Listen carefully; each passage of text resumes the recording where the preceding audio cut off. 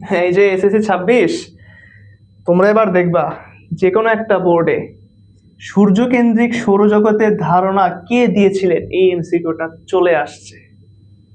দেখো, তো সূর্যকেন্দ্রিক সৌরজগতের ধারণা অ্যাকচুয়ালি কে দিয়েছিলেন? কোপার্নিকাস?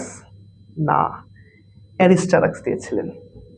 সো কোপার্নিকাস কিংবা গ্যালিলিও এগুলো কিন্তু কোনো অ্যান্সার হবে না, অ্যান্সার হবে হচ্ছে ভাই অ্যারিস্টারাক্স।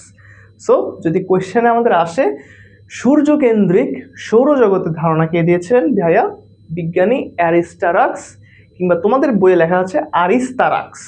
ঠিক আছে, যাই আসুক না কেন এটা অ্যান্সার দাগায় দিবা, তাহলেই হচ্ছে হয়ে যাবে। তো যারা যারা জিজ্ঞেস করতেছিল ভাইয়া ভৌত রাশি এবং পরিমাপ থেকে কি টাইপের এমসিকিউ পড়বো, এই এমসিকিউ গুলো পড়ে যেতে হবে। কে কোন বিষয়ে ধারণা দিছে, কে কোন বিষয়ে বলছে, কে সর্বপ্রথম আবিষ্কার করছে, তারপরে স্ক্রু গজ, সাইড ক্যালিপার্স এবং এর যে বিষয়াদি ম্যাথগুলো আছে সেগুলো তো অবশ্যই দেখে দিতে হবে।